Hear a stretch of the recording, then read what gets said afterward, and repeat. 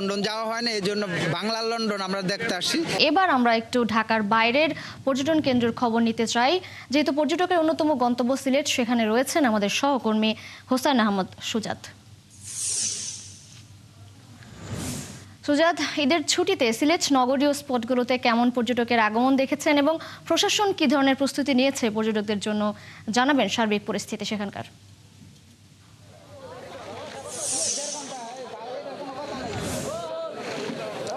তিশা, দেখুন এই মুহূর্তে আমি আছি নীলপানির স্বর্গরাজ্য লালাখালে এবং আমরা যেটা দেখতে পাচ্ছি যে সকাল থেকেই আসলে লালাখালে পর্যটকদের ভিড় বেড়েই চলছে এবং এই মুহূর্তে আছি আমি লালাখালের যেটি নৌকা ঘাট রয়েছে সেখানে। আসলে আপনারা দেখতে পাচ্ছেন যে আজকে পর্যটকদের এতই চাপ যে আসলে পর্যটকরা আসছেন, আসার পর তারা নৌকার জন্য অপেক্ষা করছেন এবং এর আগেভাগে কিন্তু অনেকে যাতে এসে তারা দেরি না করেন সেজন্য তারা নৌকা বুকিং দিয়ে রেখেছেন।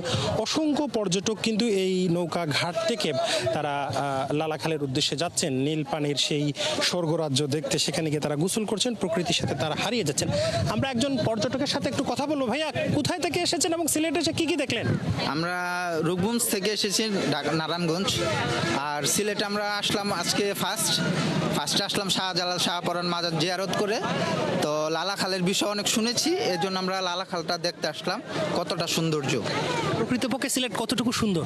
সিলেট তো একটা লন্ডনের শহর, এটা জানা, এই জন্য আমরা তো আর লন্ডন যাওয়া হয় না, এই জন্য বাংলার লন্ডন আমরা দেখতে আসছি। সুন্দর জায়গা দেখি আমরা এখানে ঈদের আনন্দটা আমরা এখানে করতে আসছি। ধন্যবাদ। তিশা, আপনি শুনছিলেন যে আমরা একজন পর্যটকের সাথে কথা বলছিলাম, তিনি বলছিলেন আসলে সিলেটকে তো প্রবাসীদের শহর অর্থাৎ লন্ডনীদের শহর বলা হয়। তারা আসলে শুনেছেন সিলেট লন্ডনের শহর, তারা লন্ডন যেতে পারবে না, যার কারণে তারা সিলেটের সৌন্দর্যটা দেখতে আসছেন এবং সময় যত যাচ্ছে ততই কিন্তু সিলেটের এই লালাখালের যে নৌকা ঘাট আছে সেখানে আসলে পর্যটকদের সংখ্যা বাড়ছে এবং পর্যটকরা সেখানে আসছেন নৌকা করে, তারা লালাখালে চলে যাচ্ছেন। এবং আজকের যে আবহাওয়াটা যদি আপনাকে বলি, সিলেটের আজকের আবহাওয়াটা আসলে খুবই ভালো, কখনো গরম কখনো শীত, তার মধ্যে মিষ্টি রোদ রয়েছে এবং সেই মিষ্টি রোদের সাথে তাল মিলিয়ে কিন্তু মানুষজন লালাখালে নৌকা করে যাচ্ছেন এবং তারা সেখানে গিয়ে আসলে অনেকটা দূরে, প্রায় 4 থেকে 5 কিলোমিটার দূরে যে জিরো পয়েন্ট আছে ভারত বাংলাদেশ সীমান্ত এবং মেঘালয়ের পাহাড়, সেখানে গিয়ে তারা আসলে প্রকৃত যে স্বাদ যেটা আছে সেই জায়গাটার সেটি তারা নিচ্ছেন। এবং এছাড়া আপনাকে আমি বলি যে সকল পর্যটকরা সিলেটে প্রথমেই আসছেন, আসার পরে তারা প্রথমেই হজরত শাহজালাল রহমতুল্লাহ আলাইহির মাজার শরীফ জিয়ারত করছেন, হজরত শাহপরান রহমতুল্লাহ আলাইহির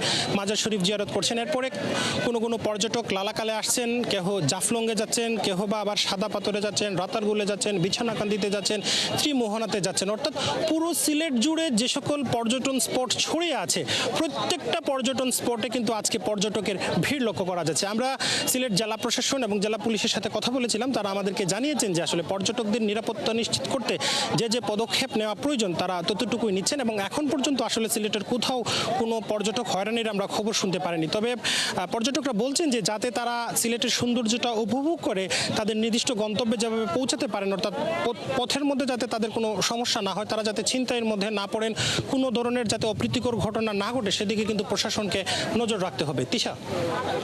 হোসেন আহমেদ সুজাত, ধন্যবাদ আপনাকে।